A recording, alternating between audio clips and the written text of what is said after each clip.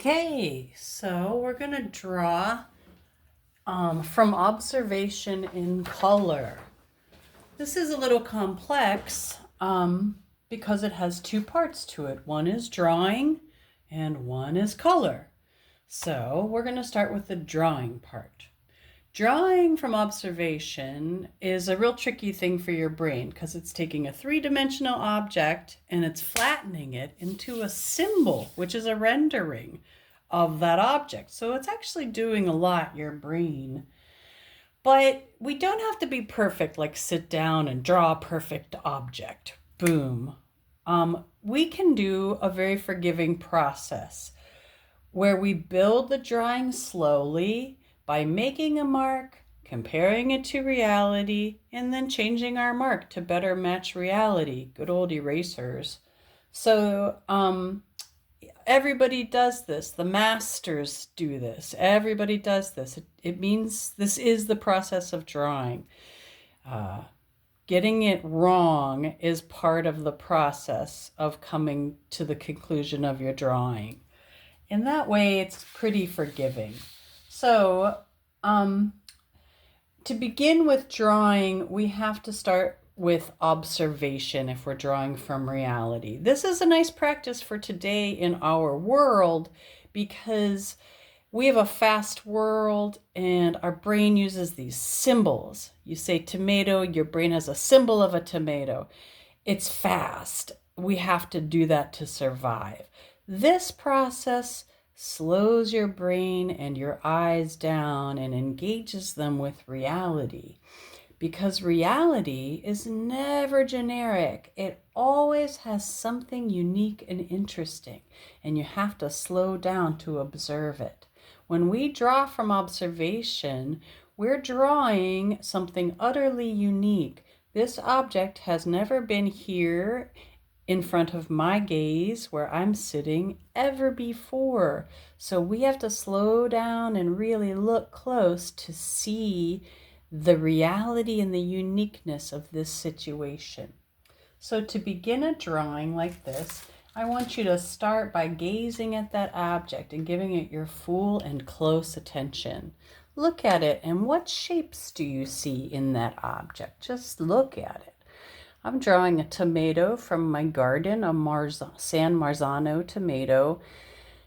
And it's not, is it round? No, it's got kind of like two lobes. From my perspective, which will look different than the camera's perspective, this front lobe is closer to me and it appears a little larger. This back lobe is a little bit thinner looking because it's farther away and it kind of is wrapped around. So slowing my brain down and looking, I'm going to say, can I break this down into several simpler shapes? Maybe one big oval, one small oval, and over here, a skinnier, smaller oval, and even a skinnier, smaller oval. Okay, now how do the shapes I see compare to each other? How many times have you tried to draw a face? You focus on the eyes, you draw them perfect, then you do the nose, then you do the mouth, and it turns out the mouth is too small or the eyes are too big. The proportions got out of whack. So when we draw from observation and we work slowly and build the drawing, we can help keep everything in its closer to accurate proportions. We do this by starting with what's called a structural underdrawing. These marks are super light because they're easy to erase. They're fast because they're just little ideas. So I'm going to start with this oval shape and draw it in here, maybe this big. I'm using a neutral brown, very light color, easy to erase, and it's actually a neutral, so it's not really a color, but it's a very light pastel. And I'm making my marks super gentle. I'm not pressing at all. I'm non-committal. So I find that first shape, and now that second shape, it's maybe, where does it sit? Up a little bit here. Give myself a mark and put it in there. Look at it, look at reality. Maybe the back is a little wider. Okay, good enough. I'm a big fan of good enough. Doesn't have to be perfect, just starting off. Now this back lobe, I look at it and from where I'm sitting, the back lobe is about half as wide as the front lobe. Cool. Here's my front lobe, here's half as wide. Make a little mark there. Okay, and I see this back lobe also from where I'm sitting starts, it doesn't line up perfectly. It starts up a little bit, like maybe here. Gave myself those guidelines, go ahead and make that oval. Front oval is even skinnier and littler. Now I'm looking at mine and I'm comparing it to reality. From where I'm sitting, mine turned a little bit chunky. Take my eraser. So forgiving. This is the process. We just make a mark, compare, and change. It's really, there's no right or wrong. I love that. Okay, I'm saying that's good enough. From where I'm sitting, that's pretty close to reality. So my next thing, when I hit good enough, is I stop. Now we're going to talk about color for a minute. This is a color wheel. You probably have seen a color wheel before. It's something artists invented to talk about how colors relate to each other. On a color wheel, the colors directly opposite each other are called complementary, which is kind of a nice word, right? It means that if I put blue next to orange, both of those colors, since they're totally opposite, will look more vibrant. So that's something we're going to work with today, complementary colors. Color has three, oh, here's my cat, Olivia. Color has three parts to it. We think of red as just red, but really, red is a color, the hue, red. It's also a saturation, how saturated or bright is it, vibrant, and it's also how dark or light is it. Can you guys see that it is darker than yellow, but lighter than violet? So color has three components to it. That makes it kind of interesting and complex. We can use all three components, particularly the value, which is the dark or the light. Now, another thing about complements is when you mix them together, what happens is they get darker in value. Orange mixed with some blue gets darker and it gets less saturated. In this drawing, we're not going to use the black pastel because if I use that black, it'll really stand out and be unique. But if I, to make the darks of my drawing, use complementary colors, what happens is the drawing really weaves together and kind of harmonizes and becomes a more rich, complex whole. Gotta trust me on that one. Okay, so the other thing about this drawing with color, chalk pastel, is we're gonna practice not blending too much with our finger, only a little. When you blend a lot, all the colors mix together and become these muted neutrals. So we lose vibrancy and saturation and sharpness. So that's a hard thing to practice, but trust me, just for today, we're going to practice letting the pastel marks do the blending for us Mostly. That will create what's called optical blending, which makes the colors stay bright. Only our eye, our eye blends them rather than our finger turning them to mud. Okay, so first thing I'm going to do is observe again, look close at my tomato, and I'm going to pick a middle value color.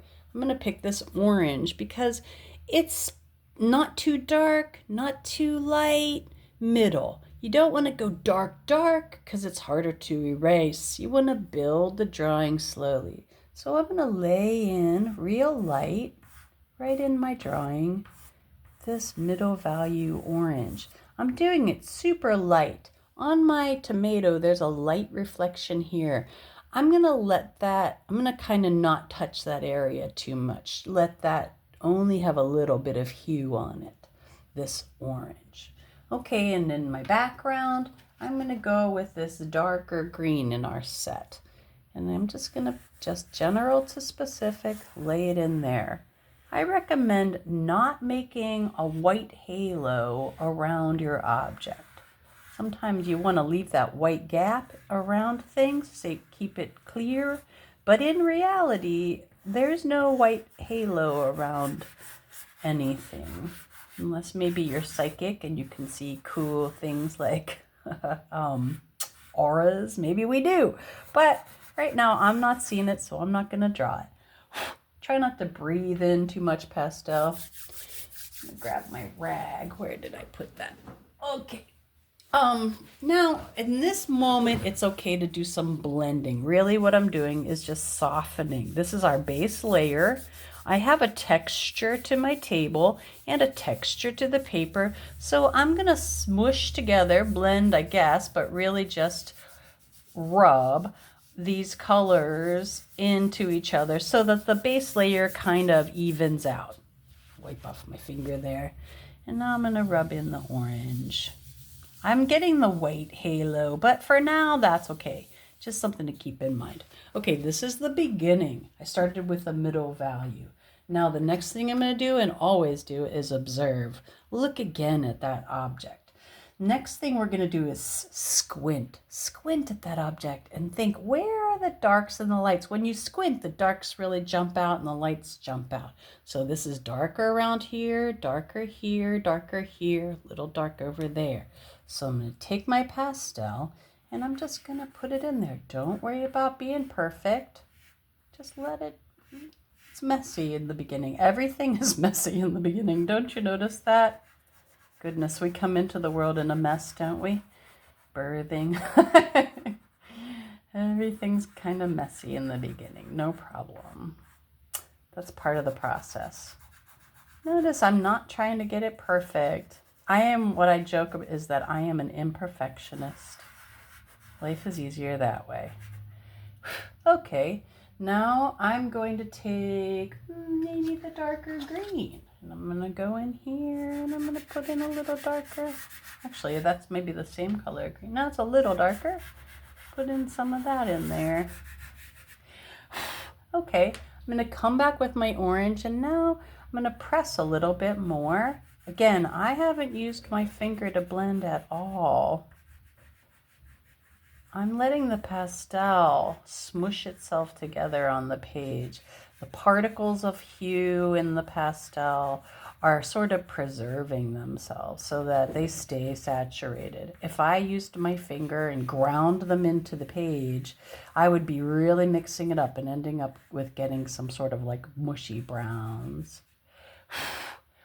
Okay, now I'm going to come back in with that darker red again. Hit it again. It's a back and forth process. Back and forth in there. Keep on looking back at the real tomato, people. I need a t-shirt. Look back at the real tomato. Because that is where the information is. Your brain might want to make it perfect and pretty, but you know what, brain? Reality is more interesting. Now I'm going to take this red and do something crazy because red is a complement of green. I'm going to put it in down here where there's a darker shadow. I squinted at my object rather, and I see there's a darker shadow. Now I'm squinting at my drawing. That's darker, but not much darker. Taking my green and going over it. Can you see how dark it's getting? Isn't that exciting? What we made is a chromatic value of dark using red and green. What that does is make this bottom part of the drawing go with the top part of the drawing because they both have red in them. It's kind of tricky. It gets a little softer out here. Shadows have sharp edges and soft edges. Okay, I'm going to take this green while it's in my hand, squint at my tomato, and I'm going to put a little bit of value in the green. I'm squinting and looking, and I'm being very judicious. I'm not making it real dark. I'm like putting it in heavy, just light. Put some value in there. And that's interesting. Squinting at my drawing, I can see it's starting to look like maybe it has some volume, roundness. The reason it looks like that is because dark and light is how our eye can read volume where the light hits it. So when we draw in darks and lights and mirror reality, our flat drawing also looks kind of round. I'm going to take this orange and I'm going to kind of go over some of those places. I like drawing marks, so I'm going to let it look kind of scribbly because, hey, this is a drawing. I want it to look like a drawing, like I drew it. It's getting there, folks. Can you see it? Okay. Now I'm going to take yellow, a pale greeny yellow I have, and maybe not that one, maybe this golden yellow. And I'm going to squint at my tomato and like, where do I see? Drawing and painting in color is interesting because you have to really look close at objects and you start to see that in one color, there are several colors. It's a little magical. Here, this is where my highlight is, so I'm saving it for last. There's a little what we call reflected light under here. When you draw light on top of dark and pastel, it's a little lighter, but not a lot lighter. I'm going to come back in with the red. Now, we're not shooting for perfection, you guys. We're just learning. Now I'm going to take white, which is like the only, and I'm saving it for the last, and I'm going to hit those highlights where the light from my studio kind of reflects the tomato, and then I'm going to put those in down here where the stem end is. Put in a little there. There's actually a tiny bit of green I can see in there. When you look close, the more you look, the more you see. Deep. It gets deep, guys. All right, I'm going to take that red. I'm going to put a little more red down in here. My shadow's a little bigger than I thought. Now I'm going to take this green and I'm going to come in a little closer, cut that edge in. So what I'm doing is sharpening up the edges. You can take that edge, push down on it, or you can draw it with the line. That's okay too. It's all okay. It's all learning. You try something out, if it works, great. If it doesn't, you still learn something, right? Good old life. Now, I'm going to do something weird. There's no blue in this whole drawing, but in my pastel set, blue is the darkest color. If I squint at my pastel set, the blue is the darkest. So I'm going to take that dark blue and I'm sneaking it in. Do you see how you almost can't see it? This is a trick. When you match value, it's actually, it doesn't even matter so much what color it is. The value is what we see more than the color. Tricky. So when I put dark blue down here, that means I'm going to also sneak a little blue up in here. The reason is harmony. Wherever I use anything, I want to repeat it somewhere else in the drawing because I want this drawing to look like it all goes together as a whole. Repetition creates harmony. All right, I feel like I'm a little lumpy here, so I'm going to cheat everybody, and just cut that in a little bit more. Shape it up a little. I don't mind that you can see that dark under there. I like it. I think that makes it kind of interesting. Like again, it's a little repetition or something. Okay, now if you want to, with a clean finger or what we call a blending stump, actually let me go over this blue. I'm going to go over this blue because I don't want it to stand out so much. With that green. I don't think we need it, but if you want, you can use a blending stump or you can use your finger and just now a clean finger-ish and just lightly blend some areas. Not too much. I don't want it to all mush out, just a little for cohesion. And I think, I'm looking at this and I'm looking at reality. Reality is a little more orangey red than my drawing. So I'm going to bring it back. Bring back the orange. Do you see the way we build? It's not right, wrong. You just make a decision and then react to it. Look and look at see and then react to it. No problem. Very forgiving. One of the best things about the arts. Okay. It's a little lighter here. Okay. Maybe we'll bring that pale yellow in again. A little yellow up in here. I think this is looking pretty good. What do you guys think? Looks like a tomato? Pretty much. Decent. It's a decent tomato. I'd eat that tomato. Okay. This concludes learning how to draw in color from observation. Thank you. Have a good one.